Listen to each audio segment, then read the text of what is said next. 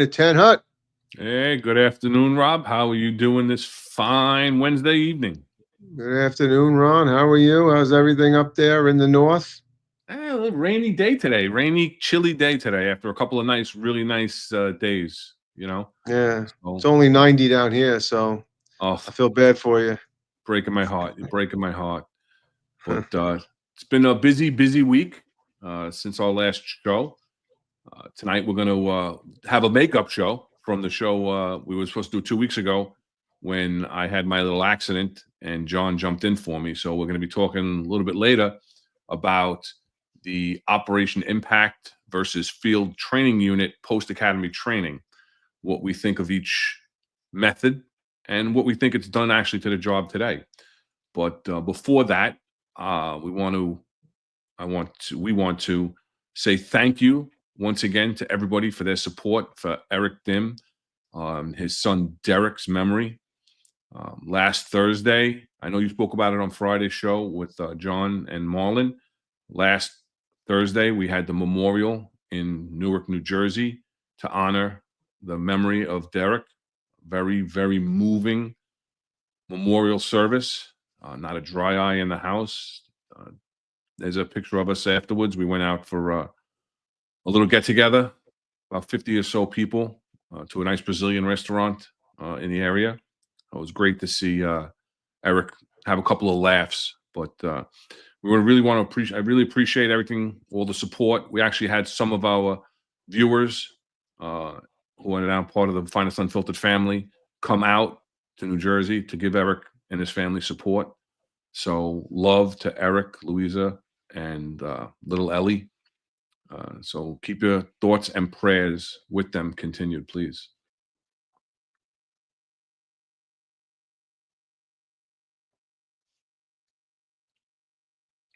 So also this week it's the National Police Week, and we have the National Police Memorial that goes on tomorrow. Tonight's the candlelight vigil in Washington D.C.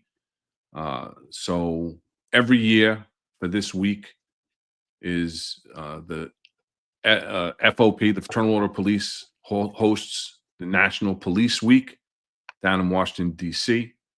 And this year, there are 345 names going up on the National Monument, the police monument, the police wall.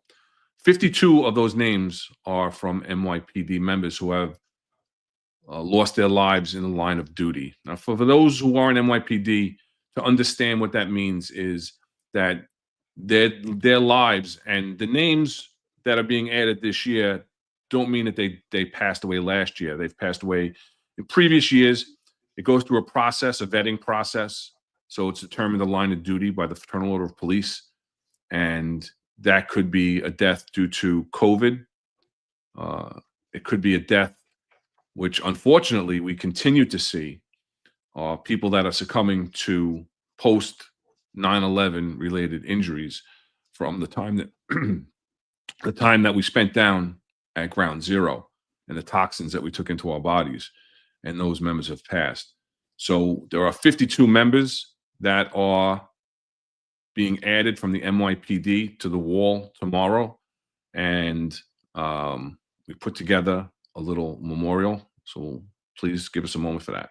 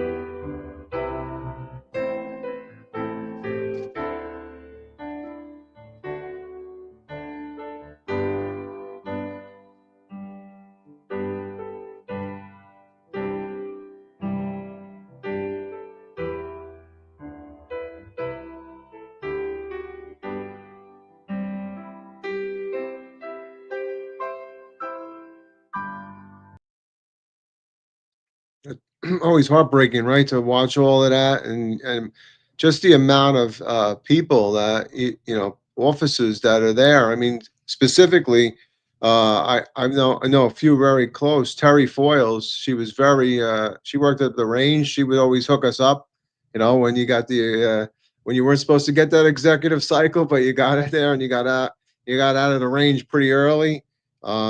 Just Paulie Hargrove from Oh, Truck 10. I mean, I know that you always say he's a great guy, but that, I know Hassan Mo will say, "Hey, Mo, he's a great guy." Or John will say he's a great guy, but he was a great guy. He was a true E-man. He was 100% behind the patch. He would do anything for anybody. Throughout there, he was noted mostly for knowing the remote mobile investigator, the robot and stuff in Truck 10, and he was really such a hard charger. And then one other person that I knew a long time was Wandy Negron. She helped with the domestic violence when I did the pilot project in the 4-6 and the 4-4. Another soul. But I truly wish all of them, eternal peace, and thank them for their service. yeah, absolutely. I mean, I knew Paul very well from working for almost 10 years in Queens North. Uh, Always a gentleman, always so respectful, and just a plethora of knowledge. You showed up at a job. If he was there, you knew it was being run right, without a doubt. But also, there's so many others, and it's great that we remember, because we have the motto, right? We never forget. And you know, having these memorials, having the police memorial, the NYPD putting out on their social media, and we're going to talk about social media in a minute, but putting out on the social media all those posts yesterday where I took the screenshots. That's where I got all that stuff from. They put out all 52 in remembrance. They do the same thing on September 11th. They post all those that we lost on September 11th and from 9/11 related illnesses after that. But yeah, moving on to another thing that came out this week. There was a memo that was put out by the police commissioner, and it was in response to the Department of Investigation, the city's Department of investigation into social media handling that was done and asked for by the city council. And they are now, as a response, disbanding a whole plethora of accounts. What's your initial thoughts on that? I mean, some of them I agree with. Like I know there is a lot of duplication, and I think maybe one voice for the department is not a bad thing. But sometimes you see posts that make no sense. There's times where you know precincts will post things that are just for posted for the fact that they want to post things. It doesn't really have any relevancy. So in some aspects, I can understand her, pulling in control. I could tell you a story. One time there was an explosion in Chelsea. I don't know if you remembered it. A pressure Sure. cooker exploded, and we were down there, and Chief Whedon was informed by a couple other law enforcement officers that there was a second device, and he tweeted that out, which was I thought was appropriate, right? So yeah, because you have civilians and everybody else that's following you, and he immediately got shut down by the people that oversee Twitter and everything else. They shut him down. They didn't like that he put that out there. I mean, I thought it was an appropriate thing. So, but I understand, one voice. They want to be the one person, talking and being representative of the department, and some of the ones that they removed. I mean, it didn't make any sense. I do like the one I was a little upset about was the ceremonial unit. I mean, I saw that they didn't have like an account there next to their name on the Yeah. order, but they often put tribute out to when they go out of state, and somebody, uniform member of service, whether it died of natural causes or whatever, and they present the flag to the family. I thought that was a nice tribute. Now maybe they're going to continue that, but it's going to go through the police commissioner. But if they're going to eliminate some of these things completely, I mean, I'm up in, you see, I'm a little up in the air on both ways. Some I Yeah. agree with, somewhat I don't. So I'd have to see what's going to go on, Yeah, I was heavily involved with social media in my command when I was the commanding officer of the 110 precinct. That's basically when social media came out under Commissioner Bratton, and they had a pilot program of initially 5 commands. And I knew nothing about social media, but I knew it was coming, obviously. So to prepare myself, I opened up some BS Twitter account, right? At 110 big guy, because everybody used to call me the big guy, and I was at the 110 precinct, right? So at 110 big guy. And all I did was I followed those accounts so I could see what they were posting. So I had an idea of what I maybe should be doing once we went online, because we knew it was all coming online. And the funny story is that they saw that I was following and reposting a lot of their stuff, and I got called downtown. I thought I was in trouble. Like I wasn't posting anything from the 110 precinct, and I was just reposting their stuff. And they brought me in. They said, "Hey, listen, you seem to be proactive with this." And they didn't know how people were going to take to doing social media. The old guard, that are running the commands. We weren't young social media type people, right? So they brought me in and they said, "Listen, we're going to put you on. We're going to add you to the 6th as a 6th account." So I wound up being the 6th command to go up on social media. And in the 110 precinct, I had a lot of stuff going on because I had Flushing Meadows Corona Park. I had the USTA, the Tennis Association, right? So we had the US Open, which is actually the biggest sporting event in the United States. Then you had Citi Field at the time. Well, it was actually Shea Stadium. I don't remember the year it opened, but we had the Mets. That was all within the confines of the 110, plus whatever else was going on. So I had a lot of stuff that we were posting, and I got into it. And for those who don't understand the way it works within a command, is it's not always the precinct commander that's tweeting, but you're supposed to tweet in the first person. So you have like public information officers that have to go for training. They go for training. They tell you the do's, the don'ts, what you should be posting, what you shouldn't be posting, the hours you should be posting, how to use this thing called Hootsuite, which so you can actually put out tweets at certain times. You can like schedule them to go out and things like that. And they're supposed to speak, as if it was me speaking. So you got to be very careful who you give that access to onto your Twitter account.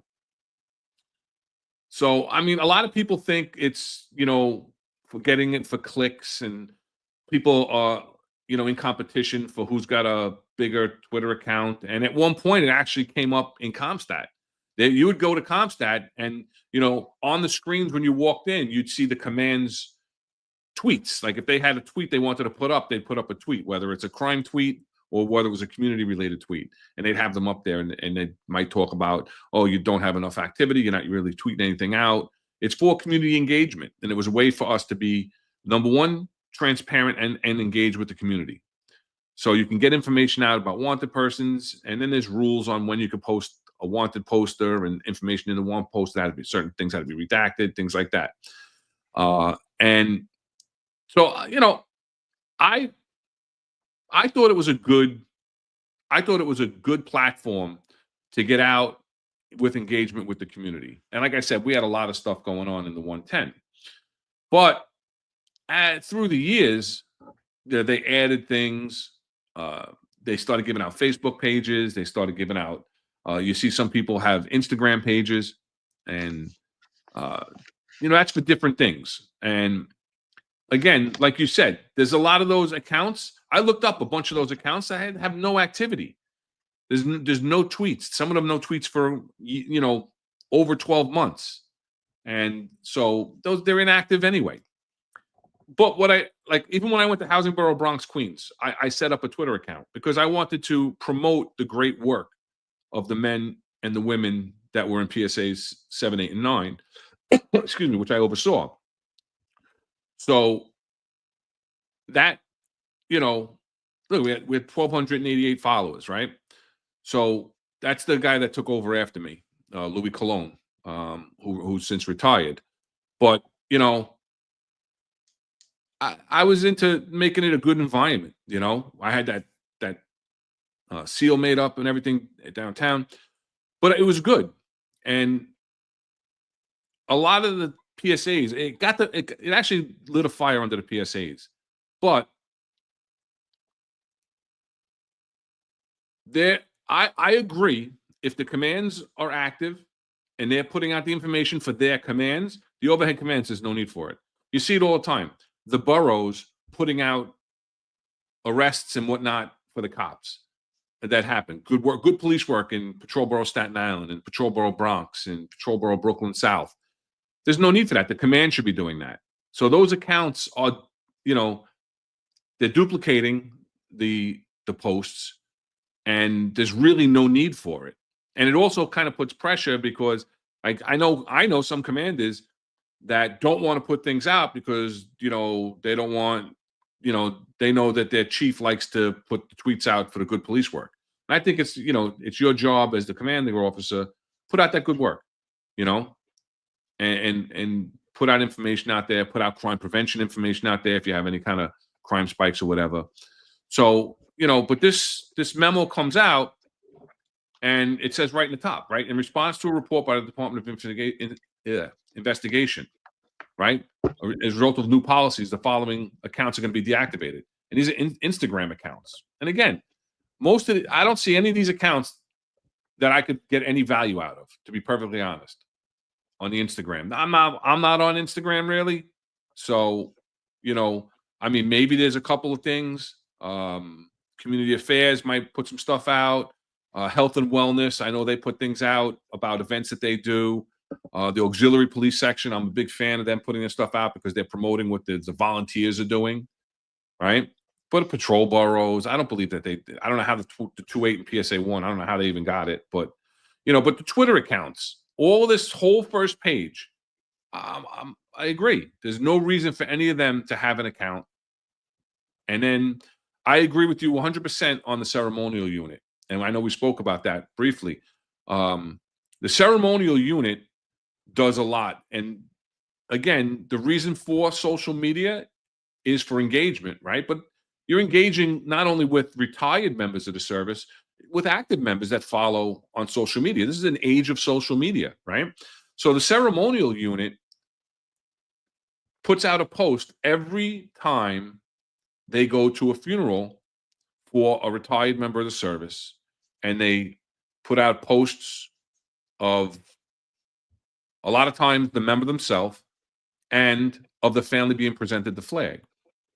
Now, that a lot of times is the only connection that we as retired members have back to the job. We don't see the daily sheet. The daily sheet is a sheet that comes down every day, right? That at the bottom has a list of who's passed away. So we don't see that anymore.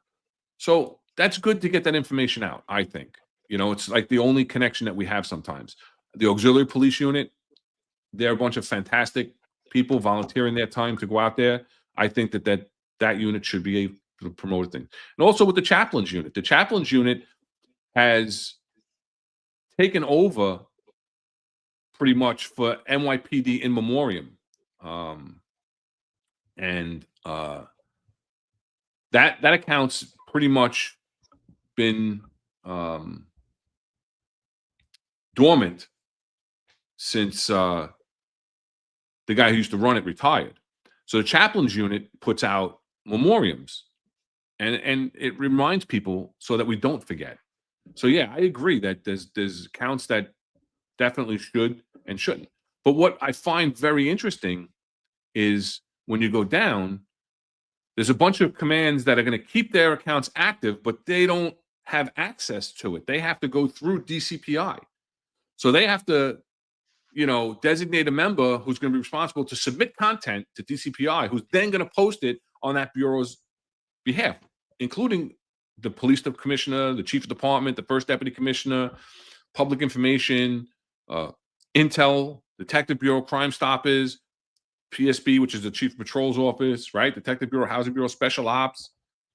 All these commands. To me, you're going to lose a lot of the transparency by not having certain units putting out this information.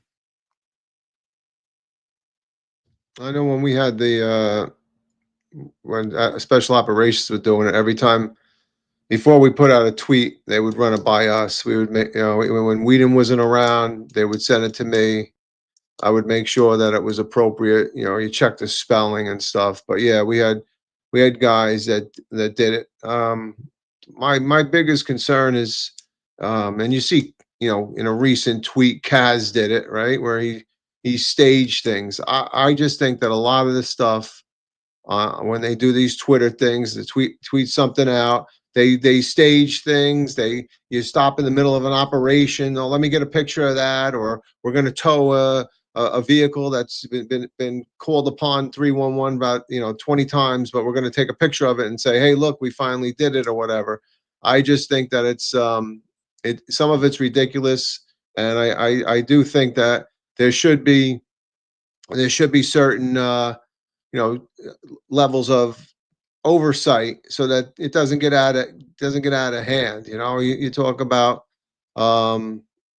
just make sure that the tweet's appropriate and it's right. I think there was a lot of latitude given out to people, and I think that in some aspects it was good, but other aspects it was overused, and I just don't think it was necessary. So yeah. Some of them are good. I agree. Like the chaplain unit, we talked about mental health on the previous episode. Mental health, they're part of that part of the help is from the chaplain unit. So I mean, some of these things, auxiliary, like you had mentioned, the auxiliary is they're volunteers.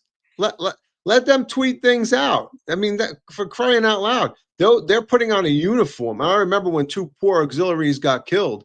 I says, I mean, these people are putting, God bless them all, because they put on a uniform. They stand out there. There is almost no distinction between a uniform member of the service and an auxiliary member of the service, other than a little thing that says auxiliary on the side. So they are, in my opinion, a target, and the work that they do is amazing. Like you'll see them at details, at parades, New Year's Eve. They're standing out there, and you know what's so ironic about the whole thing is they stay out there the whole time. What happens with cops? Cops are there, they get their scratch and they disappear. These auxiliaries are out there the whole time. So I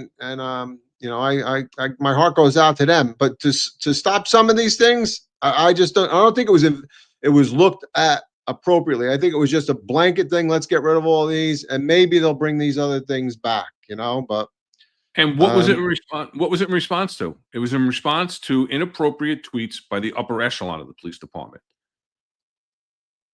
So again, you have I don't want to call it a knee-jerk reaction, but I think an overreaction. I don't think it was thought through, where they cut out everybody but the PSAs, transit districts and the commands, and everybody else now has to go through a DCPI. You're losing the transparency, because if people want to put things out, they got to jump through so many hoops. They're not going to bother. No, of course not. Why would they? Why would they have to? They get approval, right? What I mean, and they're going to sit there and when is it? Is some guy in DCPI on the late tour? Is that officer is going to give you approval, or that sergeant is going to approval, or they're going to say no? We got to wait till the boss comes in the morning to make sure it's okay. Well, how many people were in the social media section of DCPI under Tariq Shepard, and when Kaz was part of the police department, right? How many of those people have gone with him? Because he has a whole social media team following him around. He's got a whole media team that's taking videos and everything else. I mean, it's a difference. Yeah, that you look at what goes on with, and I don't like to be negative, right? But you look at what's going on. Kaz Daughtry's social media posts are all self-promoting. All self-promoting. And I mean, even his Mother's Day post was a message to all the mothers. Over in the background of the message was his picture, not a picture of flowers, not a picture of a heart or the normal Mother's Day things. It was a picture of Kaz Daughtry. You know, I mean, come on. To me, put it out there, have a picture that everybody, of something. You have a whole social media team, put together something. That's just self-promotion. I'm sorry. And so yeah, a lot of things.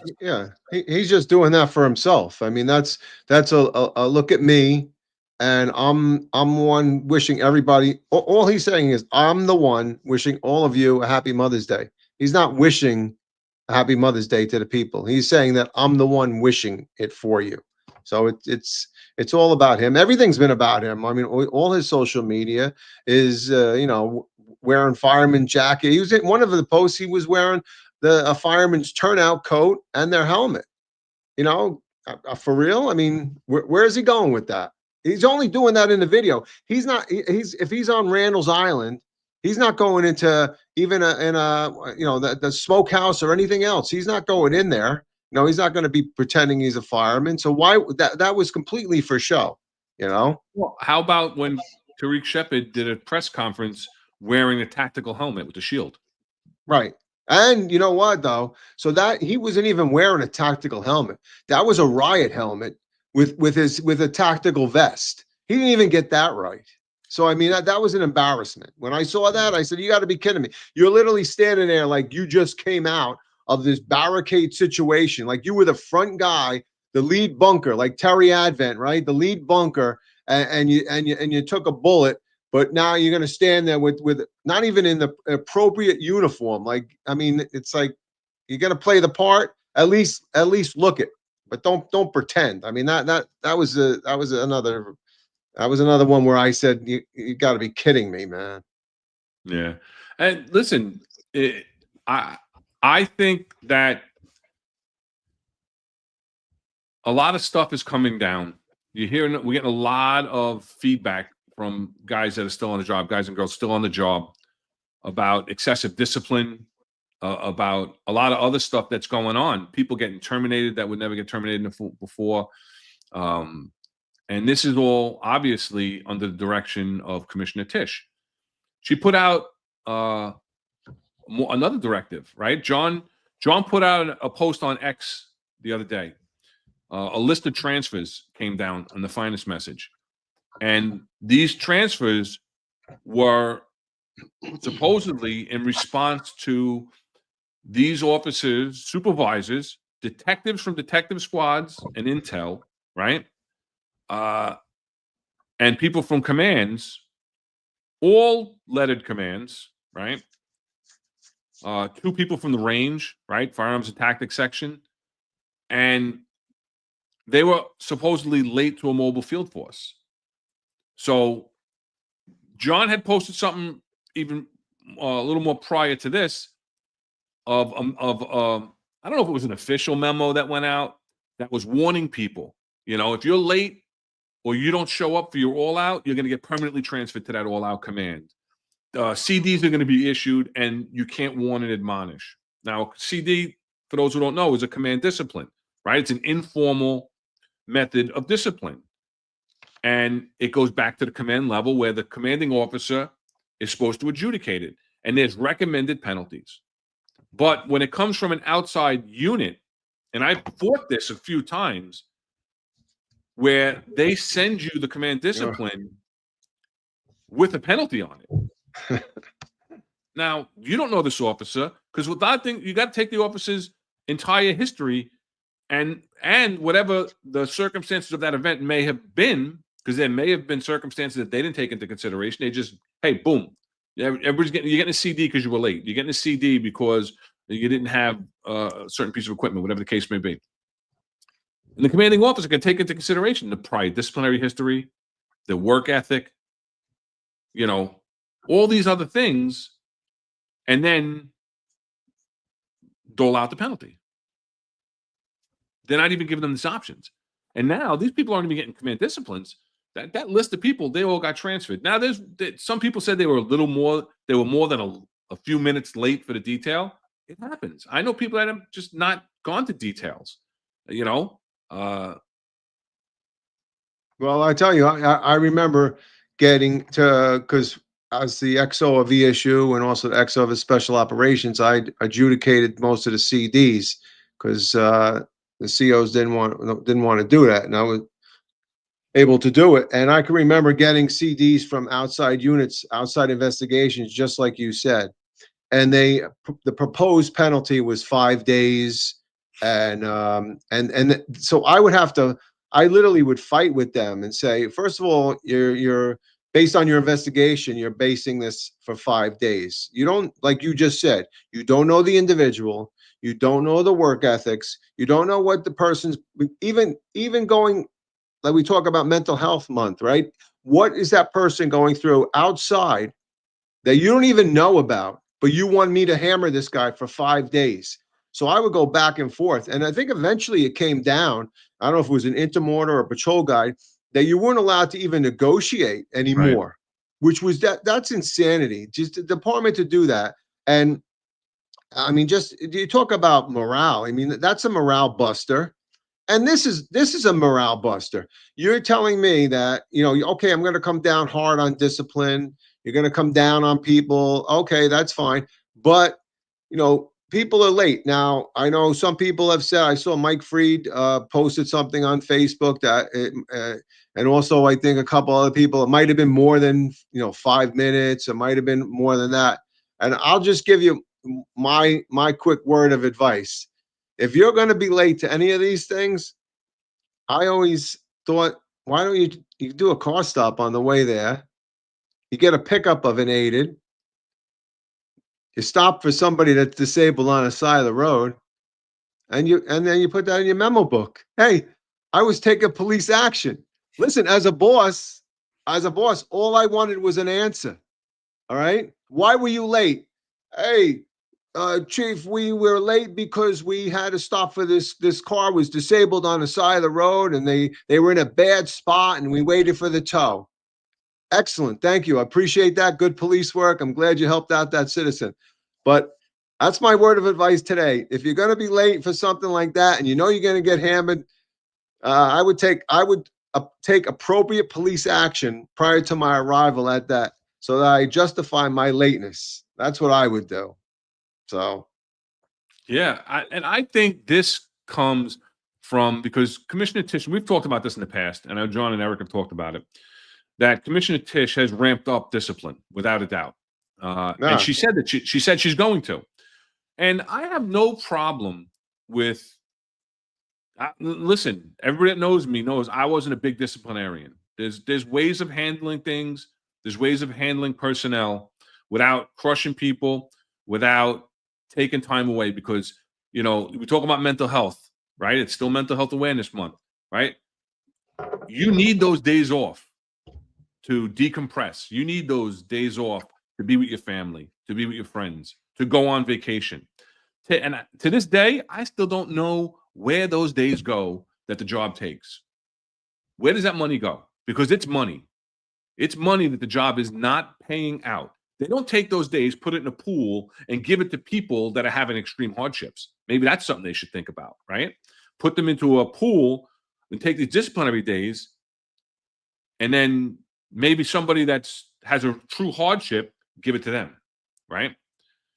I honestly think that this has to do with Commissioner Tish not rising up through the ranks as a uniform member. I think she's doing a good job in a lot of ways, but I think that she lacks the foresight in certain things that come from moving up in the ranks. Or even if you were an outside law enforcement executive that becomes the police commissioner, I believe that the police commissioner should have law enforcement background. You just understand it. It's not just a job, it's a culture. And you have to understand the culture, and you have to understand the mentality and the mindset of a police officer. And because she was a director and moved up to commissioners, deputy commissioners in the police department in, IT and other areas, and then she went over to do it for the city, then sanitation, doesn't make her understand policing and what our cops are going through. And to understand what they're going through gives you that empathy to deal with minor infractions. I'm not talking about corruption. By all means, fire them. If people are corrupt, fire them. If they're doing things like that, I have no problem with that at all. So please don't take what I'm saying the wrong way. But I was never a fan of the quote unquote White Sox discipline. White Sox discipline is when you're gigging people and you're giving out command disciplines and you're taking time from people because of, technically they're wearing white socks. Their white socks are showing, and then the patrol guide says you're supposed to wear black socks. Things like that. The old days of Gunther, if you didn't have 2 pens in your pen holder or you didn't have your pen holder at all, right? You would get a command discipline. Things like that. Just silliness that really has no effect on the good order or discipline of the department. There are other ways too to handle it. Yes, you don't need absolutely. to come down and transfer people. You don't need to give CDs out. There's plenty of other ways to handle that. For Tish, I mean, yeah, she didn't come up to the ranks, and you can see how she's doing it, like hammer, hammer, hammer. Kaz, similar, right? When Kaz walked into the precinct, and if I walked in a precinct and nobody called attention, I could give 2 rats A's. I didn't care. So what? It didn't mean anything to me. That wasn't my ego. Wasn't like, hey, you have to call attention. No, I don't care if you didn't call, and even if they did it, I would be like, all right, relax, everybody. I'm not here for that. I like what QCB says.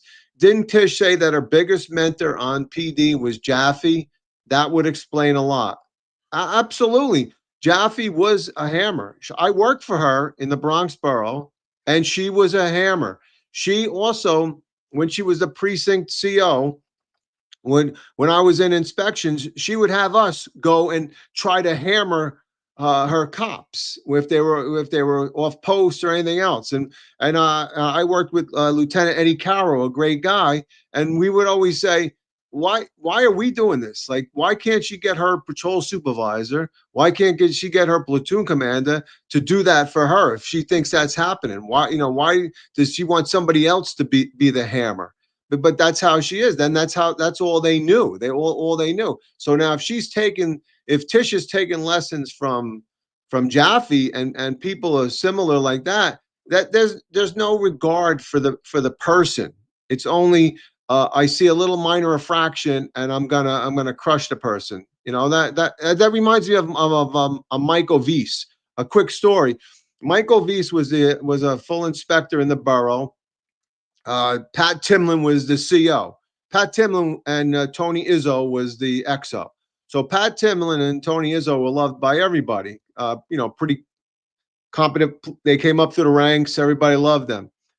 At Yankee Stadium, this is a true story. Yankee Stadium, Pat Timlin's walking around. He's a 2-star chief. He walks around. He sees a cop on the post. Tells the cop, "Hey, how's it going? Everything's good." "Yeah, good, good, good." And then he would leave. After he left, then Ovis would come up to him and say, "Hey, you didn't have your pen holder. You didn't have this on. You didn't have that, and you saluted the chief, but you're missing equipment. You're getting a CD." The guy's like, "What the hell just happened here?" The 2-star chief just walked up saying, "Thanks for being out here," and now this hammer's coming up behind me. So I mean, to me, there's no place to be a hammer. There's a right time for discipline and a wrong time. And when you start hitting these little minor things like that, that's the wrong time. I'm totally against it. I said that, like I said earlier, there's 1,000 other ways to bring people and straighten them out a little bit, and the misguided or whatever. But it's not necessary the way things are being done right now. It's not all about discipline. Think about what the pressures and the things that the cops are doing out there. Yeah, listen, I have no problem tightening up the job. The job needs to be tightened up a bit. But again, there's ways of doing it. And you got to lead by example, right? Tighten up the supervisors. Don't go down and start crushing cops and everything else. Why were these people late? You know what I'm saying? The guys from the 122 squad, was he late because he was working on a case? When was he notified? When were these people notified for these details? And there's so many different questions, and some people don't care to even ask. It's like No. bang them out, and that's it. And prior to this happening, that was that memo that went out that I don't know if, like I said, I don't know if it was official or not, saying that this was going to happen, and now it truly is happening, and it's terrible for morale. Morale is in in dire straits in a lot of ways. Mental health, we talked about it last week, right? The biggest complaint that the doctor hears when he talks to people that are in distress or having, some crisis is what they feel is undue pressure from their bosses. This is undue pressure. Now look at every one of those persons. They're going to be transferred to the 7-5. The guy from the Staten Island is going to the 7-5 every day. That's a horrible commute. I did it to PSA too as an executive. And I didn't have a job car at the time. The executives didn't have a job car at the time. So it was a horrible commute. It's a horrible commute. Because they were late for a detail. And listen, if you're going to discipline them and you're going to really tighten up on this discipline, then maybe at this point, a command discipline might be in order. Fair warning has been given. You're going to get a command discipline and you bang somebody. But to transfer them through August, from May to August, it just makes no sense whatsoever to me. And one of them, you're taking a guy out of the detective squad. Ask Mike Smith, right? How tight is the detective squad? How worried about that?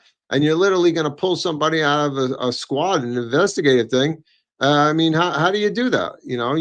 This is I don't know. It seems to be overzealous. I mean, are you trying to make a point?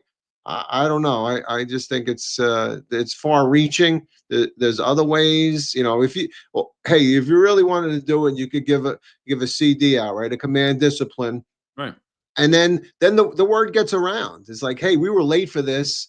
Don't be late. You're gonna get a command discipline. I mean, start out small. I mean, to transfer, to me, it just seems like this was overzealous, and it was they went from 0 to 100 in a matter of seconds. Now, again, I don't know the whole story.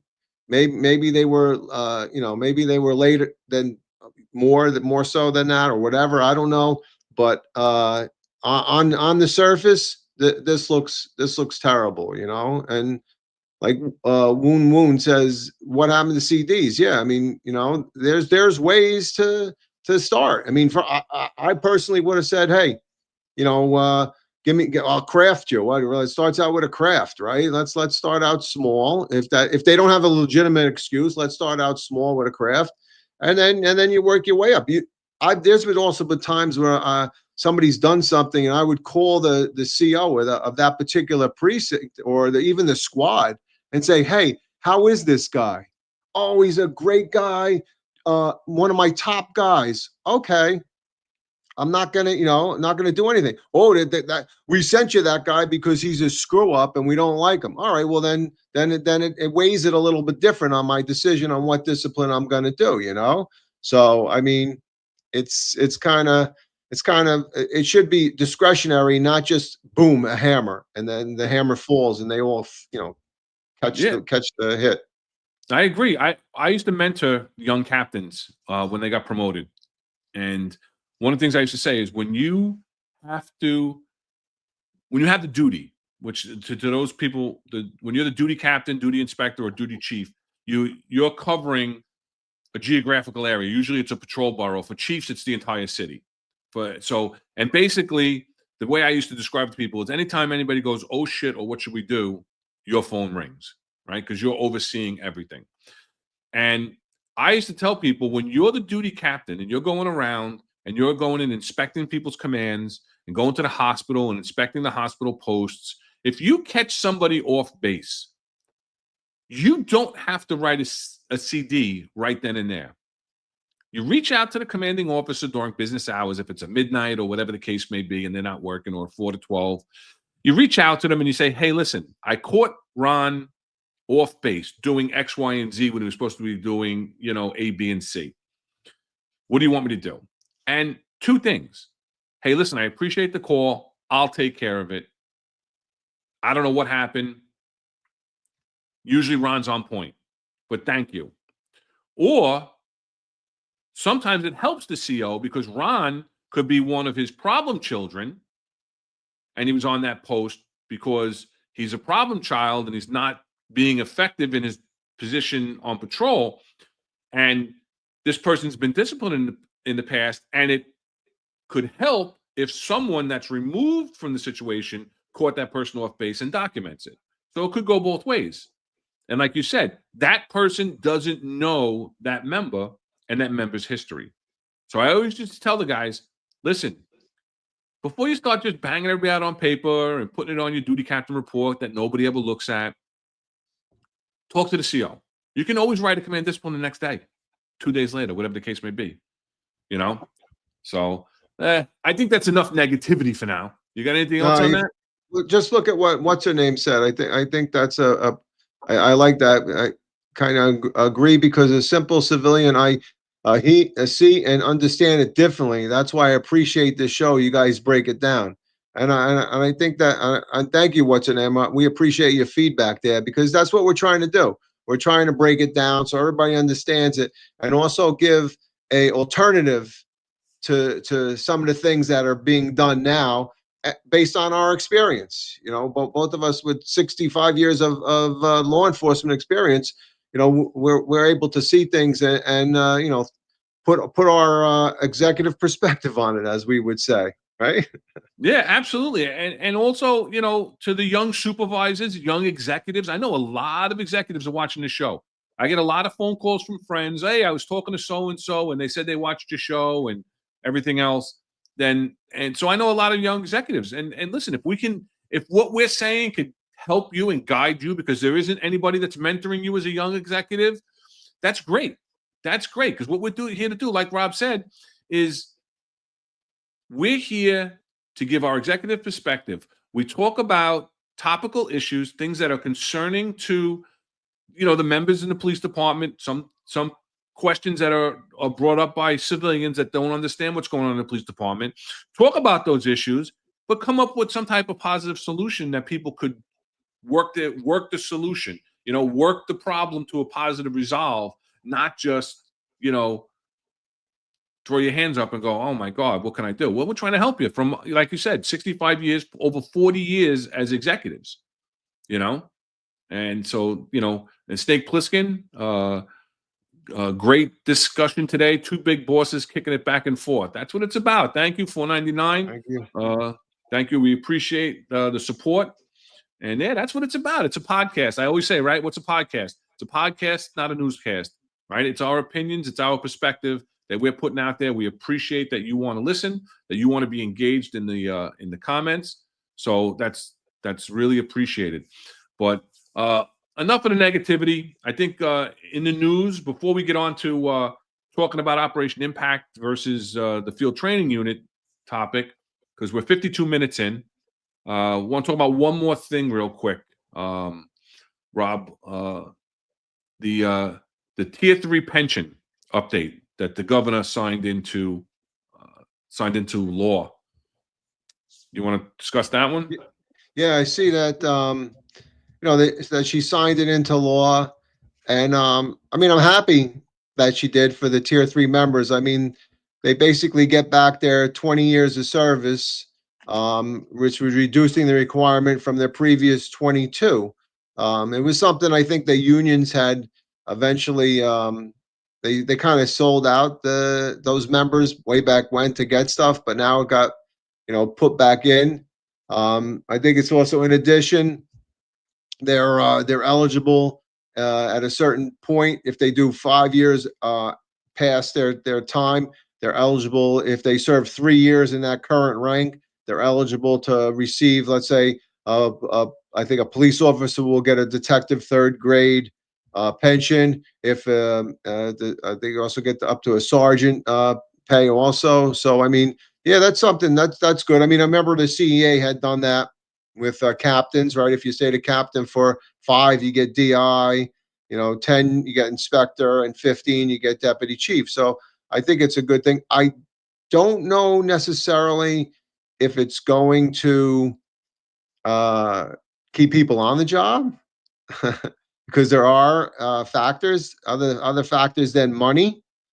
We've seen that, right? John and Eric have spoken that on numerous podcasts.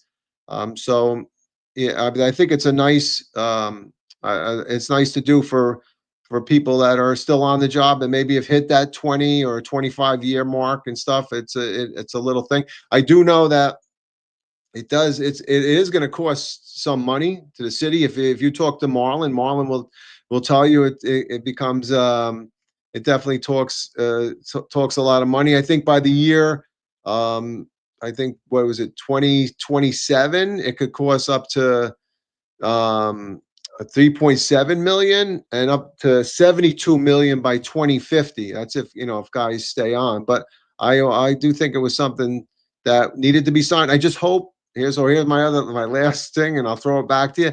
I just hope that it wasn't signed by the governor in a ploy to get unions to back her and endorse her for her governor run. I hope it was done, and I'm not very faithful that it was done for the benefit of the members of the service. I think it was more done as a political ploy, but that's my personal opinion. Yeah, and George Martin is asking, big win for Tier 3, but they have to ask what are the pension contributions to make up from the 20th year to the 22nd year. The whole tier was written on them doing 22, and that's how it is. It's your pension contributions are determined by the age that you came on the job and how many years that you have to do to retirement. So depending on how old you are when you got on the job and you're going to do 20 years, you pay X amount per check. So yeah, so now there's going to be a hole. So they're going to have to make up. Somehow they're going to have to make up because they're going to have what's called a shortage. If you don't contribute enough into your pension, and I believe Tier 3 weren't allowed to do the increased take-home pay and the 50%, which is something that we were allowed to do where we could put extra money into our pension to boost our pension. You're paying more into it, so you get a higher pension at the end because you're making 8.25%, accrued on your interest on your pension monies. That's how they get that. So there has to be some type of shortage that's going to have to be made up. And I know that the pension section is looking at that. Another thing that was recently passed was the ability for Tier 3 to also get pension loans, which they weren't allowed to do. So it's a positive. And will it be a retention issue? I don't know. Will it be, a little bit of a carrot to dangle? Maybe. They did it with us, right? To retain senior executives. They gave us a better pension. But yeah, I'm 100% in agreement that, with you, Rob, that there's politics behind it. There's politics behind everything a politician does. I don't think she's had the best interests of the police in mind, right? Now she's, all the legislative reform on the police is what, right? The retirement age to 65 woon is not passed yet, from what I understand. That's another bill that's in committee, from what I read online. I know they're trying to raise the age from 62 to 65 for a forced retirement. For those who don't know, New York City Police uniform members at any rank have a mandatory retirement age at 63. On their 60, they have to be retired by their 63rd birthday. Otherwise, they're forced out. So Yeah, And I think FDNY is 65 if I'm not mistaken, but um, I'm not sure. But listen, I don't think they should increase it to 65.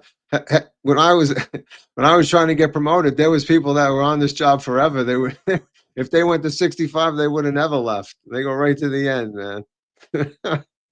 yeah, Tony Stubbs is saying yes, FD is Yeah. 65. Uh, Samantha, there's no exam for DI. No, captain in the NYPD is the last civil service promotion. Uh, Everything after that is a discretionary promotion at the discretion of the police commissioner. What people don't know is it's for 365 days, and it's re-upped every 365 days. So, yeah.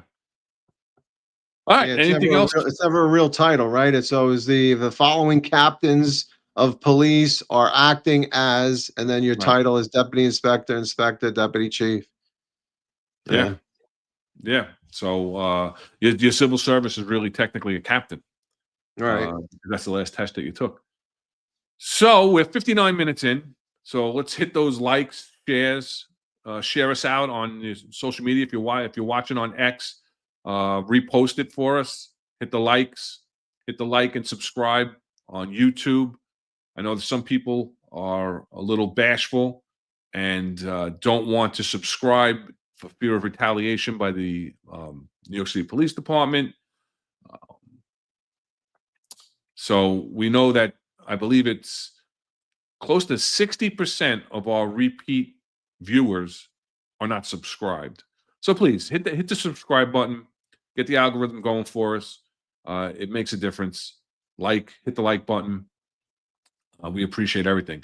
So our main topic for today is basically post academy training for recruits that graduate. Now, from 2003 through 2013, I want to say, it was Operation Impact. And for those who aren't familiar with Operation Impact, there was goals and objectives, right? The goals were to reduce crime throughout the city by deploying more officers to high crime hotspots known as impact zones. The NYPD employs innovative mapping and statistical tools in order to identify these zones, and once identified, develops progressive policing methods that are appropriate to the nature and number of crimes in each impact zone. Operation Impact focuses its efforts on gangs and narcotics, high crime public housing developments, and ongoing crime trends. So it began in January of 2003. They began to deploy the majority of the academy graduating officers to impact zones throughout the city. They monitored those impact zones, believe us, because Rob and I were both impact captains, on a daily basis, tracking every single crime, the enforcement of officers' deployment. Additionally, it conducted daily intelligence briefings to examine current crime trends and conditions. It had an immediate positive impact on crime rates in the impact zones, and the department continued to develop and refine the program. In the 7-5, they had a thing called Operation Trident. They split the 7-5 into 3 pieces, put a captain in charge of each zone in the Trident zones, and basically had 3 different impact zones. So that was considered a success because it drove crime down. But what are your thoughts on it, Rob? On impact, I mean, I would. So I compare it to I was neighborhood stabilization unit, which I don't know what that really meant. I don't know what I never understood that. And Stabilizing the neighborhoods. yeah, and how are we doing that? And then it became the field training unit when I was halfway through it. So I'm a product of that. So I understand that. And then, like you said, I became an impact captain. So my comparison between the two, and if I'll talk about impact now, but I'd like to go back to the field training unit Yeah, when we're we gonna do that. can. We're gonna do that after, yeah. Okay. So the impact, what was my concern as a captain who wanted a command in the borough And now I have this small little area that says that's the impact zone. And when I was there, it was the 2-3. So it was basically Lexington, Third Avenue. It was a boxed in area, a little bit of Park Avenue. And my only concern, and I mean, it's kind of selfish in a way. My only concern was to reduce the crime in the impact zone. I didn't. My concern was that I was going to go down to Comstat and I was going to be questioned on why there was crime in my impact zone. Where, and I know we talked about this before, you remember this, where was the officer when the crime was committed on that foot post? So now I have probationary rookie police officers on foot posts lined up on the street, and what are they being trained? They're not being trained at all. They're being told to stand there and reduce crime by omnipresence, right? So omnipresence means that the police officer's there, he's visible, and that means that perpetrators don't want to commit the crime because they're fear of being caught. And that was my only concern. Selfish, absolutely, absolutely. But I had a goal, and my goal was to reduce the crime. Now, I had a good training sergeant. His name was Bernicki. He was a really good guy. But I didn't want to take guys off of foot posts and put them into a radio car for them to drive around to even learn the precinct, learn everything else. Because if I took a guy off a foot post, I would now be called on the carpet as to why that post was uncovered. So to me, you completely lost the training component, and all you did was try to survive as a captain, right? Because if I failed there, and I know it seems very selfish, that means I wouldn't be able to get a command. I wouldn't be able to move forward, and it meant that I wasn't doing what the job wanted me to do. That they wanted me just to reduce crime. And although I say it sounds selfish, but it was also the department didn't have a concern, in my opinion, did not have a concern to train anybody there. All that was driven was the crime numbers. It didn't care about what was going to go on and how this officer was going to continue, and when were they going to get the experience and training. Oh yeah, well, they were good at standing on a foot post, and unless that person was self-motivated, right? Maybe walked around a little bit, engaged with the store owners and things like that. Then they learned on their own. But were they taught the right way? Were they taught how to do the job itself? So I just think that I think it was very it was a slap in the face to every officer that went through impact that didn't get the training that they or he and she deserved. That's my rant right there. Hey, listen, I don't disagree with you. I see it similarly. There was a lot of pressure that was put down on us as executives. I was an impact captain in the 7-3 precinct, in PSA 2, so I had housing experience, and I'm going to talk about the difference, I believe, between the housing cops that were in impact and the precinct cops, because just the way where they were deployed. And then in the 115 precinct, where we covered all of Roosevelt Avenue, which everybody knows about from being on the news lately, right?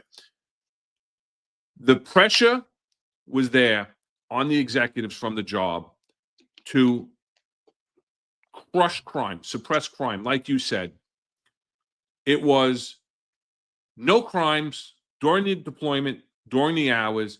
If there was, like you said, we had to answer, where was the cop? Where was their memo book? We had to have copies of their memo books if they were on a personal, if they were on meal, who was covering their post on the adjoining post, what exactly happened, what activity was done for the entire tour on that post. It was all about activity. It was all about covering the dots covering the crimes with you. If you put a map up of the impact zone, all you ever saw was dots of 250s and dots of C summonses, and then the arrests. And the arrests weren't mostly quality arrests. Some of them were good. Sometimes you had pickups of good arrests, right? But for the most part, it was all C summonses, all 250s. So the cops learned how to engage, how to write a summons, right? How to identify quality of life offenses, because that's all they were doing. But they did it on their own. It was like Eric is saying, baptism by fire. And that's exactly what it was. The span of control was horrible. You had a sergeant driving around most of the time with a senior cop, because that was the only person that was assigned to impact was the sergeant's driver. And then maybe you had a rookie in the back with you to just tag along with you, right? But again, like you said, if I'm taking him in the car with me or her in the car with me, then who's going to be out there that's a post that's probably not getting covered. Now, when I was the 110, 115 impact captain, I had 130 officers on 2 different tours, the 10 to 6 and then the overnight, right?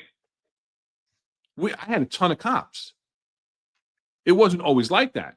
And you wouldn't be able to do that now because you're not putting out those classes. That's when we had classes every 6 months. And every 6 months, you got a new group of recruits. And sometimes you would have to keep over a certain amount of cops, right? And you had your wish lists and everything else like that. But with impact, and I'm not saying that some great cops didn't come out of impact, okay? I'm not saying that. But they had to be self-motivated. They really had to be self-motivated. They learned baptism by fire, just like Eric says, right? Here's a quote from Commissioner Bratton, right? The experience level of the cops making impact was higher, right? Bratton, we're going to be talking about this in a little bit, but this is when he was going away from impact and moving on to FTU, right? But he said that he wanted the cops to gain the experience first before they went back into these impact zones.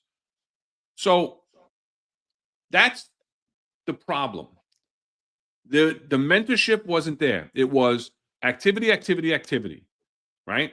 You got put out in these high crime areas, and in the precincts, it was mostly on commercial strips. In housing, transit didn't even have impact zones. In housing, it was the high crime developments. So why I say it's a little bit different is the housing cops that were in impact were responding to actual radio runs like a sector car would, right? They're handling domestic disputes. They're handling other kinds of disputes. They're handling assaults. They're handling all the other radio runs, robberies, burglaries, things that are going to happen when you're in a radio car. So they got more experience, I believe, than the cops that were on the linear foot posts in a commercial zone, just because of the demographics that they were policing. However, once again, they're out there on their own. Now, housing cops were very good. They would respond and back up the rookies, but they couldn't be everywhere, And if I had 60 impact cops covering 3 different developments in Brownsville, East New York, there's no way I could have my 2 or 3 sector cars responding to every one of those jobs.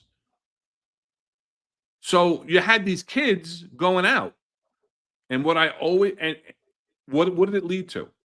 What was the result of this baptism by fire, as Eric said, and lack of mentorship, lack of leadership, and lack of span of control with the leadership? Increased complaints, because what do cops do? And it's something that I always talk to with every rookie class, right? I used to tell them, don't overcompensate for your lack of experience with aggression. But what do cops do? I'm the police. I'm going to be in control. And they get over aggressive in situations. You have people that this is their first job out of college, live in Suffolk, live in Nassau, live somewhere else, that they haven't dealt with this type of upbringing, that people that have grown up in housing developments in the 7-3, the 7-5, in the Bronx, in the 4-0, the 4-2, in Queens South, And now you have this kid who's 21, 22 years old. It's his first job, walking in, and they're supposed to mediate with no supervision and no real training.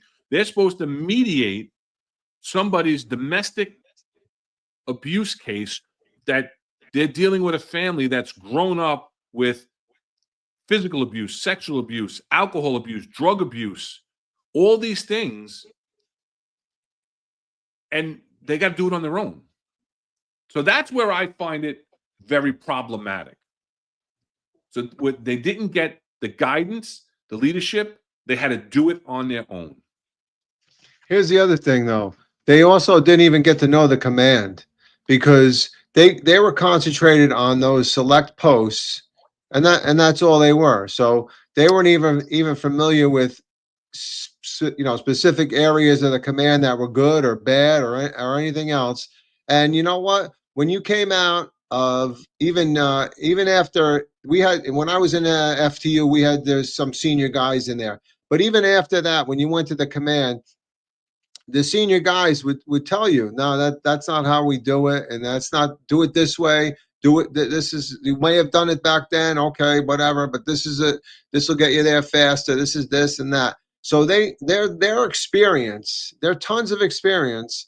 You sucked them dry. You used what you felt you could attribute to yourself, and you took it upon yourself to take lessons from them and then apply it to you as a police officer. That made you a well-rounded police officer, because not only did you have the training from the police academy, then you had the FTU training, the experience there, and now you're going to go out with a senior guy who's going to give you a little bit more information, a little bit more life experience that helps you become a well-rounded police officer. If all you know how to do is 250s, summonses, arrests, and I think Pat Donahue hit it earlier.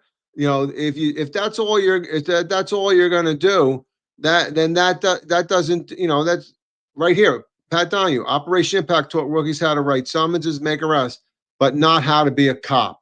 Right? Similar analogy to a fire blanket putting out a fire, but not teaching FD how to fight the fire. Absolutely, 100%. You were not that well-rounded person. You didn't get every aspect of the job that you should have gotten. It was limited to what they wanted you to learn, and that was, hey, give me 250s, give me arrests, give me summonses on those blocks, so that when you come down to CompStat, this is what we did on that particular location. Not a concern for the officer at all. Yeah, and to your point of them not getting to know the commands, right? What did they get to know in the impact zone? I know I can get summonses over on this corner. I know I can do this. I'm going to go upstairs to the transit post and do a vertical up in transit, because I can get a C summons for somebody smoking a cigarette, just to get a C summons. BS numbers for numbers, right? Going up there. And, Johnny Latanzio made a comment, safe streets and safe homes, I felt was a success. Foot patrols definitely brought cops and community closer and able to talk to one another. Right. Again, in housing, I believe that was an attribute that the cops learned, because they were out in the community interacting more than the impact cops that were in those linear foot posts, mostly in commercial zones. So where does this lead? Because we're gonna talk about the difference between that and you've touched on it, Rob, with the FTU program. So let's go into the FTU program then. Let's talk about the FTU program, right? And right in the field training guide in 2015, once field training comes back, right? The introduction down page 6, right? It says it gives the ability of the officers to transition from recruit to professional police officer.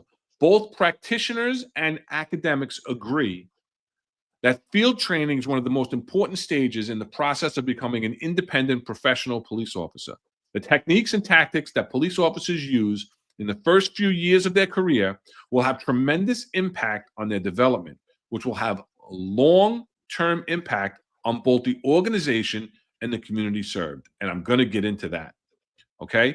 Internally, the quality of training received by the recently graduated recruits was compromised in part due to the focus on quantifiable measures of productivity by police officers, combined with supervisors' span of control exceeding the effective limits. That's what we just talked about.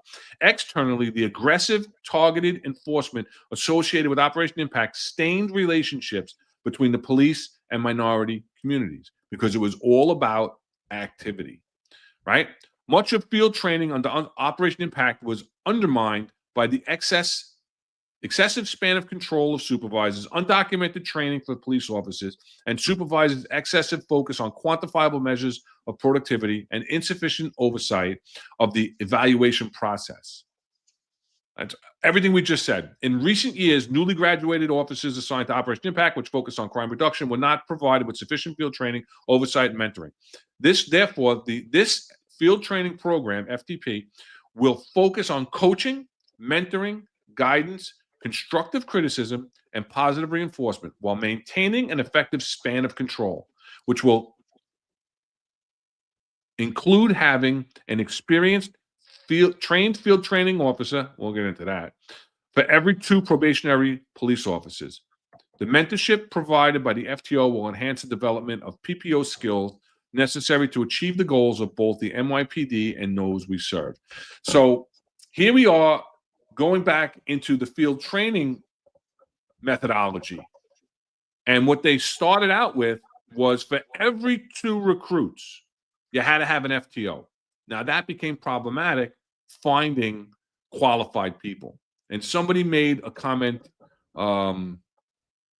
Yexing had a comment about having 2 21-year-old cops in a sector car that don't know what they're doing and handling 911 calls because there's no more senior patrol cops to show the way things are supposed to be done. Part of the FTU program was that you weren't allowed to have 2 cops that were both on probation in a car. I don't know that that is still a rule, but part of the FTO program was that you could not have 2 cops with less than 2 years on in the car together. And if you did, and it got flagged, the desk officer had to answer for it. You know, you weren't even supposed to put 2 cops together, 2 rookie cops together to do a transport down to central booking. And the big thing we saw how that turned out in the 4-4. Exactly. There you go. Right. The guy that did the dip on them right out the van. So I don't know if that's a rule, and if it is, the desk officer's on the hook right there on that 4-4. I forgot to bring that up when we talked about that video.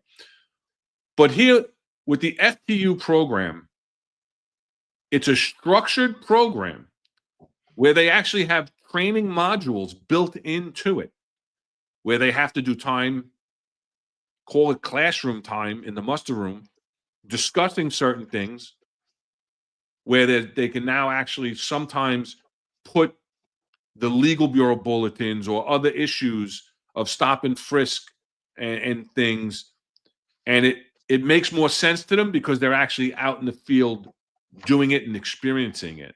And there's a checklist where they have to complete every module of training. They have to do certain things. They have to make arrests. They have to write summonses, not for quotas, but to learn how to do it properly. Right? And getting this mentorship builds that foundation. Like it said in that report in the field training guide, it builds the foundation of what your career might look like. Listen,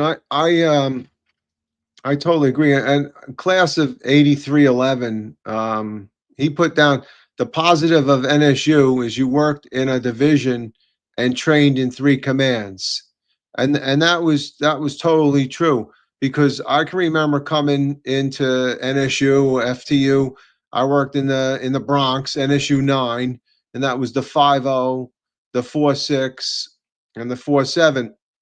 So it gave, think about the 50. 50 is a little slow command.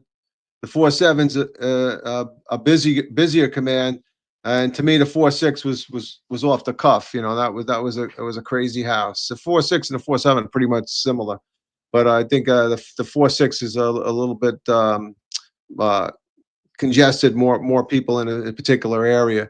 But that gave you an opportunity to learn everything, right? Like we had talked about it earlier, where the impact guys were just on a foot post, and then that's all they learned, right? That's all it was. But now you're going from command to command, and yeah, there were foot posts in NSU. I mean, you learned how to do a foot post. You learned how to engage people. You learned how to talk to people, and then when you weren't on a foot post, on occasion you'd ride 3 deep with the sergeant. You'd be driving the training sergeant around, and that training sergeant, we had 3 training sergeants, and it was 1 sergeant for each of those commands. So if maybe you'd be the training sergeant of 50, and I had an older sergeant, Sergeant Crean, and he was laid back, and we were in the 50, and that's probably where you want to be laid back, right? You kind of take it a little easier, minimal jobs or whatever. And then Sergeant Conroy in the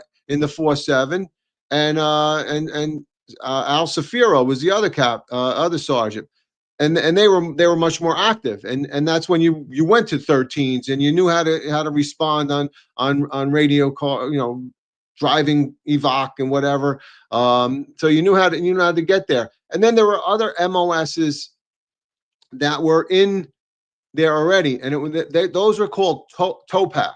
So I don't know if did you have TOPAC at all in your command? Because I can remember I didn't know what TOPAC stood for, but what we learned it to be was like it was a joke. TOPAC was basically there for quality of life. So think about that. That started back in 1984. So Tish and Bratton and all of these people that thought they came up with broken windows and the Q teams. Guess what?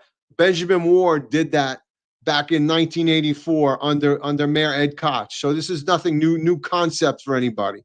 But they were called TOPAC, right? Which actually means Total Patrol Concept, which I actually had to look up because I had no clue. But what it used to mean was the other police are coming. Because what would happen is if we would pull up and you were in the TOPAC car, and the person would say, "Hey, are you here to take my complaint report?" No, the other police are coming from the 47 precinct. We're just here to get a description, and we're going to drive around and look for the perpetrator. So that was the running joke. It was the total, the other police are coming.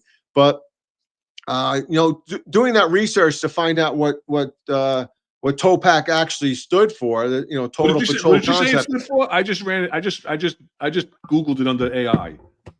What, TOPAC? Yeah, it's saying Tactical Urban Patrol and Control. No, I have it under 1984 under Brown comes up with the Total Patrol Concept.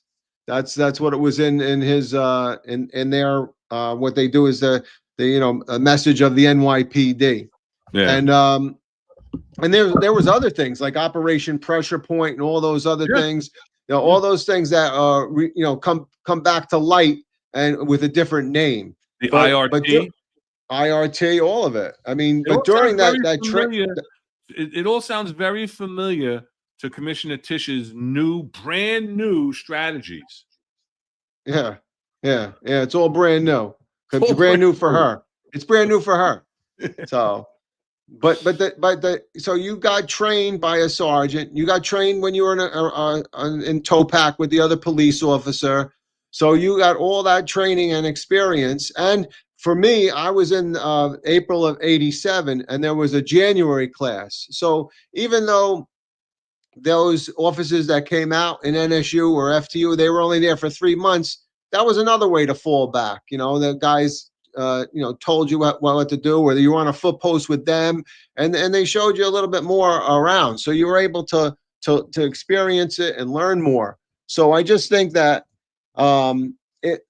you were able to get all that experience and stuff that you weren't able to do in Impact, and there was curriculum requirements, right? That you had to be so many patrols, so many foot posts, so many radio cars, issues, making arrests and things like that. So As long as there crime was, wasn't up.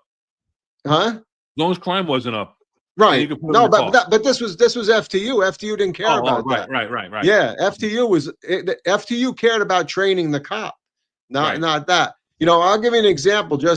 And John Latanzio's on there. He can vouch for me. But when somebody comes into ESU after they do their 9 months of specialized training school, right? Probably the most training throughout the country for anything.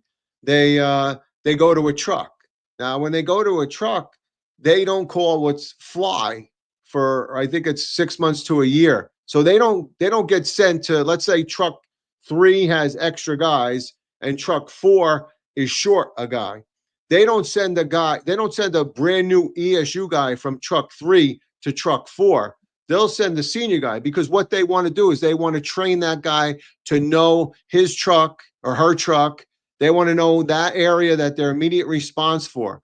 So that concept, that should be the same for FTU. That's where Impact failed, because we didn't keep people and train them up to the level where they should have been. What should have happened, in my opinion, with Impact, I think we'll get into it later, is they should have taken those people, put them into a command, train them as rookies, and then put them into an impact zone later on, if that's what they wanted to do. I believe right? that was the original intent, But they couldn't get the people to do it. Yeah, crime was up so much, they were like, boom.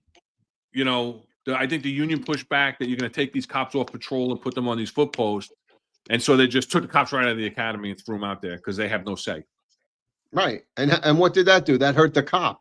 Maybe it reduced crime, but it hurt the cop.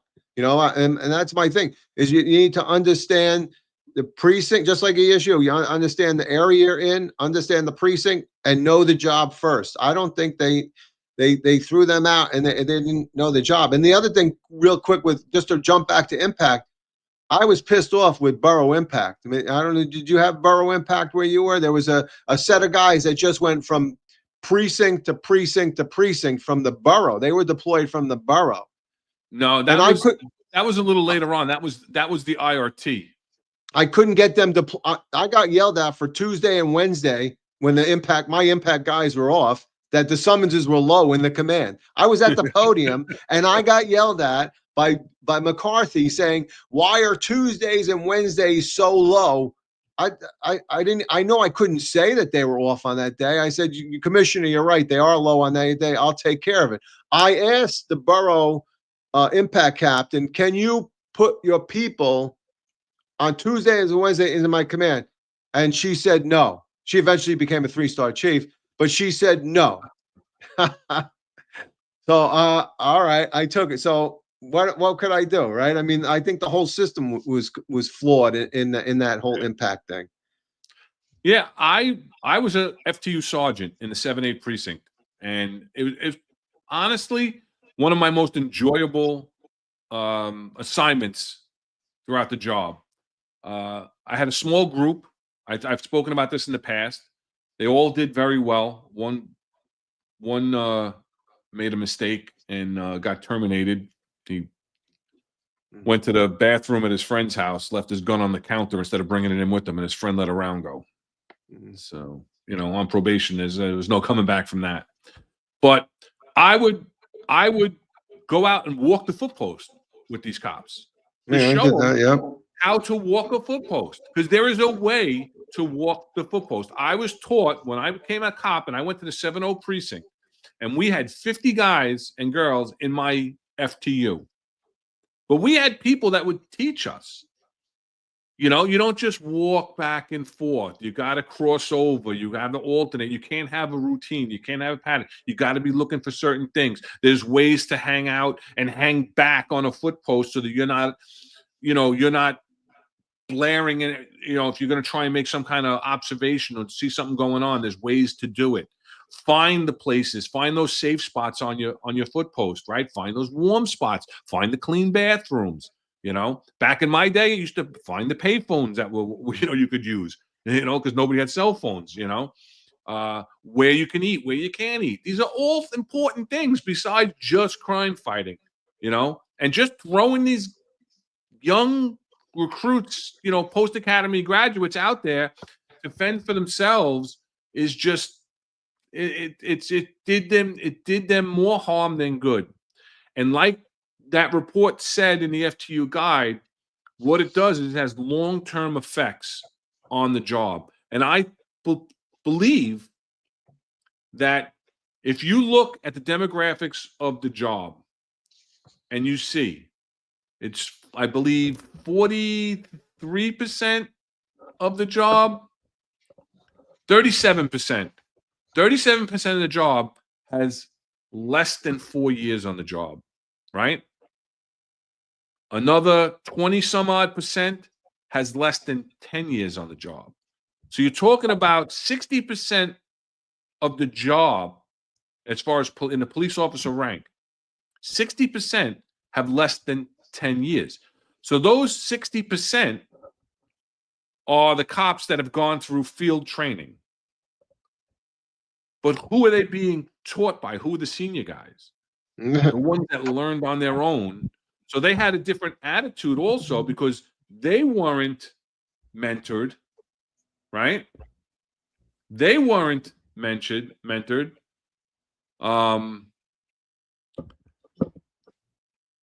As we're talking about from the senior cops, right? I remember when I was in FTU and you had to do a certain amount of, like you said, R&P tours. So they'd throw you in the car with the senior guys. What'd they tell you? Don't touch the radio. Don't touch anything. Don't touch the radio. You're doing all the reports. If we get stuck with a bag of shit, it's yours. And don't talk to me until you buy me breakfast. And that was my first experience sitting in the back of an R&P. There's other stories I'll tell you offline, but that are funny that you would appreciate. But it's very interesting that you don't have, and we hear it time and time again. We're losing the senior cops because they don't want to deal with it anymore. They don't want to deal with all the nonsense this job is throwing at you. Being late for a detail, getting transferred, getting White Sox, having CD stat or whatever, compliance stat, whatever they're calling it nowadays, where they're actually having a stat over discipline. That is sending such the wrong message, but you have senior cops that knew the job. And I always told people, be weary. When somebody says, this is how we do it here, that's telling you that they're not doing it the right way. So you have to, what do they say? You have 2 ears and 1 mouth for a reason. You got to listen more than you speak. I have a problem with that. You know that. But, you have to listen more than you speak. And you figure out who to listen to and who not to listen to, right? And somebody that's telling you, this is how we do it here, that's somebody that's taking shortcuts. The way to do it is the right way to do it. And learning how to do it from the senior cops that were taught from the old timers prior to them, we're losing that. We're losing that. So you have this whole generation, and I know, John was saying that I'm going to trash him and we're going to trash Impact. I'm not trashing Impact. It's not the Impact officers' fault per se. And I'm also not knocking everybody that went through Operation Impact for 10 years, that they're horrible cops, horrible bosses now, horrible anything. I'm not saying that at all. I'm saying that there was a disadvantage. the training wasn't the same, and it has a ripple effect. Now, all of those impact cops that learned baptism by fire are now the senior cops. And so they weren't mentored, so they don't really have that knowledge, experience to in turn mentor the new people now. The spin number. No, it's definitely not it's not their fault. They're a product of a broken system, and the system was not designed to train them appropriately. And that's what happens is the results are that you have, people that unless they were self-motivated and they learned on their own how to do these things that weren't taught to them, or things that they reached out to people on their own and pushed forward, then they didn't learn. If you were a complacent person and you were okay not learning anything, or not just being happy, just being a cop and standing on a foot post, then you didn't learn. You weren't pushed to learn. Just like in the academy, you were pushed to learn. And some things were useful and some weren't. But if you don't have that opportunity to find those things and determine what is and what isn't, then it wasn't beneficial. It was up to you with impact. It was up to you as the officer to become that good cop, okay? Because you could have became just a complacent cop, and that's not what I think the department needs. I mean, look, when after they just determined that they were now going to go back to FTU, they looked for field training officers, FTOs, right? They wanted field training officers in commands. And who did they have to pick from? Were the officers that they picked from, if they weren't senior guys, they're going to pick people that were a product of the impact. And did they know everything about the job that they should have at that time? Only if they learned it on themselves. I mean, I can remember that they didn't have a big response to get field training officers. It wasn't a big response to get people to volunteer for that. In fact, I think they had sweeten it a little bit by saying, "Hey, you can get a detective shield out of it, right? You can get a specialist shield out of it." And they started doing that for field training officers. So, the guys that I worked with in Topac, and the guys that that trained you when you got to a command, they didn't get anything special out of it, right? They did their job. They passed down their knowledge and experience, and I think that's where impact lacked. But no, do I fault any police officer that was a product of impact? No, I fault the system. I fault the system failed you. And did Bratton bring it back? Yeah, he brought it back. I mean, it wasn't anything new that he did. He seemed to, when even you read that, it seemed like, oh, this is a new concept, and we did research. And no, hey, big guy, and I mean him as the big guy, not you. It's it's not. That's not how it was. It was. All right, you're going to change it back, but this wasn't something that something you invented. All right, this was something that it should have been done all along. Right. And so he was going back to the way impact was supposed to be, where they were going to put them in an FTU and then put them into impact. It never happened. And it never happened. They went from FTU right into the patrol force. There was never impact again after that. And Bratton wasn't around long enough to ensure that it was implemented. So a couple of things in the comments. First, I see Amazing Ant is on. So I just want to give you a shout out, say thank you so much for all the support and everything that you've done for Eric and his family, and for everything that you did with the memorial. We talked about the memorial briefly in the beginning. I just want to give you a shout out. I know you don't do it for the recognition. You do it for the love and the compassion for your finest unfiltered family. So I just want to give you a quick shout out and say thank you very much for that. Also, George Martin makes a comment. Could be a generational thing. Had family on the job, told me to learn from the senior guys in the command, and what that would tell me also. 100%. And again, you're losing that because who is telling their kids to come on the job anymore? Who? I don't know anybody that's now. So you're losing that, and that's a recruitment thing too, right? From the inside, having people to bring their families in, right? You don't see it anymore. You don't see it anymore. Not only But that, but so here, if you told your son or daughter, "Hey, why don't you become a police officer?" They didn't. I mean, I know when I took the test with 5 other guys. We all decided together. If somebody's family member said, "Hey, go take a test," more than likely they got 4 or 5 other people, friends, and said, "Hey, let's all go take the test together." And if you lose that one person, think about it. You're probably losing 5 to 10 other people that could have went with that person to take that test. So it has a cascading effect on it, yeah. Yeah. John, I'm going to disagree with you on this one. The park walk and talk, where we had to get out for an hour and interact. I remember doing that. I don't remember interacting too much.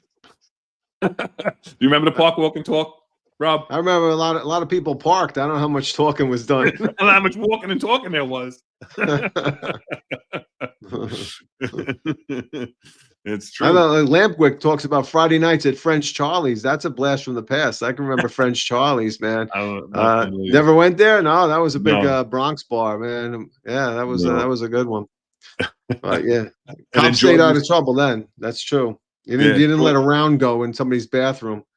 So yeah, sorry, I had to throw that out there. Yeah. George is saying, he's fifth generation cop, and he's not telling his son or daughter to take the job. No, and it's shame. And listen, George, when did he say he got out? He said he got out in. I'm going to go back a little bit. George got out in 2005. In 2005, started out in the 7-0. And I started out in the 702. So I believe that you got a good foundation. You're telling me that you got trained up by an 88 tax number. So an 88 tax number, for those who aren't familiar, is anybody that was hired prior to 1991. I think in 1992 they started the 90 tax numbers. So I think in 1991 was the last. That would be an 899 number. So probably if it was an 88 number, it was somebody that was hired in the 1980s, late 1980s or 1990s. Early 8, because I was 87. I was 89 too. Oh, so even earlier. Yeah. So even earlier. So congratulations on your retirement, George. I see you say you just retired. So congrats to you. Enjoy it. Live long and prosper, as we say, right? Yeah. Enjoy. Yeah. But that's the sad. We talk about this as a training module. I 100% think that the field training module, the field training unit, is the way to go, because it's an actual training unit, right? Think about it. They didn't even call Operation Impact. Wasn't a training module. No, it was an operation to impact high crime areas. It's telling you what it is right in the title, right? No, because I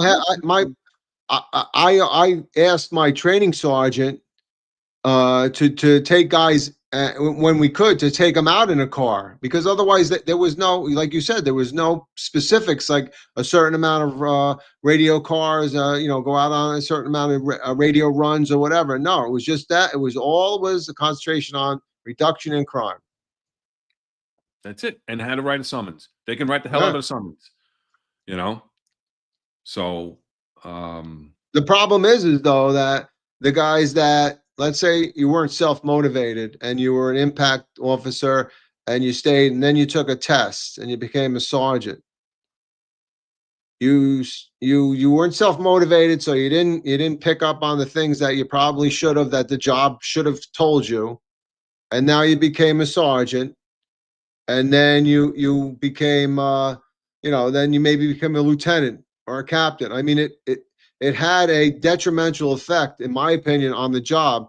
If it forced cops to do it on their own, and there were a lot of self-motivators, I'll give John and Eric credit. Absolutely. I think they were self-motivators and they did it, but there's others that didn't.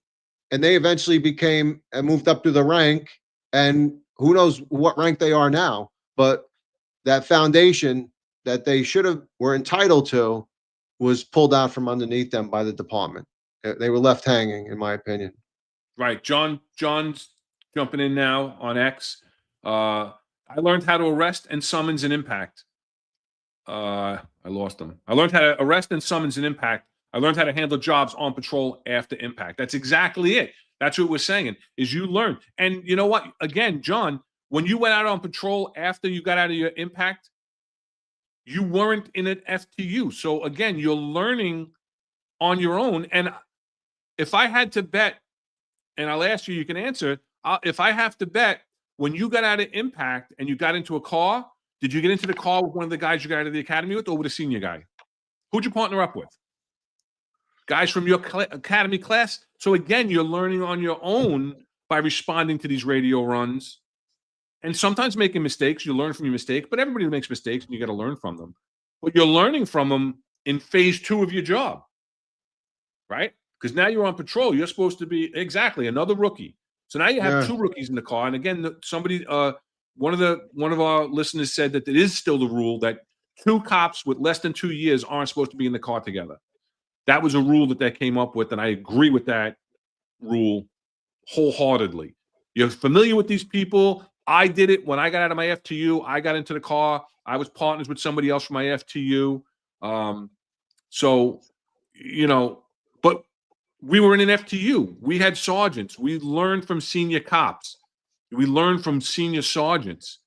And so we kind of had a little bit more of a foundation. We did do the rotation in the RMP, and with the sergeant, you had to be a sergeant's operator a certain amount of days. All the things we talked about, right? But now, like you said, you don't have these cops that know how to think independently by going out there and handling these jobs and being guided, whether they did it right or wrong, until it's too late sometimes. Let me real quick. I got a shout out because John Latanzio spoke about Mike Kenny, and Mike Kenny was one of the best ESU sergeants I've ever met in my life. I ended up making him a task force leader for New York Task Force 1. He also deployed to Haiti with me. A stand-up guy. He's done everything he can for this job. He's done everything he can for any members of the service. I can't tell you how devastated he was when Nick Bundy he committed suicide. I mean, he's a stand-up guy. There he is. There he is. He is the epitome of a person that you wanted to learn from. I learned from him when I first went to Truck 3 as a captain. He was my teacher. Him, John Latanzio, all the guys that would sit around the table, I learned from them. And I think that's where what you want to do. If you're a rookie police officer, find the guy that's going to mentor you. Find the guy that's going to teach you. The person that knows it. That is one of the most important things. And I can't speak enough highly for him. He was one of the great guys. And then now, just for me to jump back to another position, you remember when you're riding in a radio car and you're in an FTU, and I think in the beginning the sergeant would drive, like he wouldn't even let us drive, right? And he'd stop the car mid-block. Where are we? What street are we on? And you'd be like, what? What street are we? Somebody just shot me. I need EMS forthwith, or I'm gonna die. What street are we on? And you're like, holy crap, I don't even know what street I'm on. That's the stuff that you need to learn, right? That's the experience. The left. I actually learned that in the academy in EVOC, right? My driver training instructor did that. Stopped in the middle of a street in Mill Basin somewhere and said, where are we right now? Did the exact thing what you're just talking about. Yeah. 100%. So I actually learned it from a good driving instructor at the police academy. And how many times did you use it on somebody else then? Oh yeah, a million times. A million times. Every rookie that I had in my car, 100. Yeah, without a doubt. I did it one time as a captain. Yeah, I know. As a captain, I told the cop, stop the car. I wasn't even driving. Stop the car. Where are we? Yeah. Because we were going to a job in another command that wasn't ours, right? The guy was driving me, but we were going to a job as a duty captain. I was going to a job in another command, and all right, stop the car. You're following the GPS. Make a left here, make a right there, but you don't know where you are. It's a problem. Yeah, no, and I think What's Al's your radio right. division on? What's your radio division on? Right, You know? right. What precinct are we in? Right. Al's right though. Right now what would happen? Hold on 1 minute, Sarge. We're on. Waze tells me I'm on such and such a block. You know. Yeah. That is the problem, right? You need situational awareness. That's a huge thing. You don't find situational awareness when you're looking down on a cell phone. You find it looking around. You know. That's so true. How many cops do you think nowadays know how to look at a map? No, yeah, no. Remember the Hagstrom? You'd be like driving like this. Wait, I got to make a left. Right? You had the Hagstrom map. Yeah. All right. Well, I think we're winding it down. Anything else you want to touch on before we go? No, I do. I think we should definitely wind it down because I believe the Knicks are on at 7:00. They're up 3-1 in the conference semifinals playing against the Boston Celtics. So when I was a young kid, I was a Walt Frazier Clyde fan. I actually got his autograph and stuff. I was down at Madison Square Garden. I mean, it was a great thing, but we got to make sure that you're a New Yorker, right? You got to be a Knicks fan no matter what. So let's go Knicks, you know. I don't know. I'm not a Knicks fan. I don't watch basketball. Like I've tried to watch basketball, and like I found that I look at the game. Let's just watch the last 5 minutes. That's going to tell me the game. Well, yeah, that's all right. I've never really gotten into basketball, but yeah, absolutely 100%. Everything I've talked to my friends and had conversations, oh, they're gonna kill us. We've never beaten them, and next thing you know, we're up 2-0, and then 2-1, and you're like, all right, that's it. Now that's the end of it. We shot our load, and now 3-1. You gotta see that. You gotta believe. The game's exciting. They've been down and then they come back up. So so just finally, to all the impact officers, I mean no harm. And I hope that you use this podcast and push forward, get the training and everything else that you need. I'm sure you're all up to speed now, probably, and to the guys going into FTU, make sure you learn, tap into the resources of which I consider the older, experienced officers. And then to our friends and listeners, thank you so much. Great interaction. I love the back and forth. To John and Eric, thanks again for putting us on. Eric, my heart goes out to you and your family. Please, keep up your strength. And Ron, thanks for another great show. I'll throw it back to you. Yeah, no, I appreciate it and appreciate the partnership and taking the ride with me on this. I enjoy it. I enjoy getting our perspective out there and hopefully, and listen, not patting ourselves, but I know that people are listening, and thank you, Arbad. Great show as always. I recall Chief LuKach was a volunteer firefighter prior to joining the PD. That's how I initially introduced to the field of law enforcement, and I remained a firefighter EMT for years. Good recruiting idea. Yep, that's right. Yeah, definitely. In New Jersey, we'll talk about that a little bit more later. I know it was I learned about that watching your interview. I knew you on the job, but I didn't know that until I watched your interview with John and Eric. So yeah, no, it teaches you a lot, right? EMT, even you as an EMT. Yeah. EMT. To me, anybody that wears a patch, I thank them. Sanitation, PD, fire, corrections, security officers. Anybody that wears a patch, thank you for what you do. And that definitely builds. I feel it builds character. Firefighting, volunteer, EMT, all of that. That builds character, and it builds a good person to become a police officer, well-rounded police officer. Yeah. So, we're just trying to get the word out there. And like I said, talk about issues that are going on and try to find a way to work through it to a positive solution. So we thank everybody for joining us. Tomorrow, 13:05 at 1:05 p.m. You got the Sal Greco show on the network. Tomorrow, Sal has former Rikers Island corrections officer and author of Across the Bridge, a Rikers Island story. Very interesting story. I'll let you watch that tomorrow. And then on Friday, John will be back on with Marlon and the roundtable to discuss current events that are going on.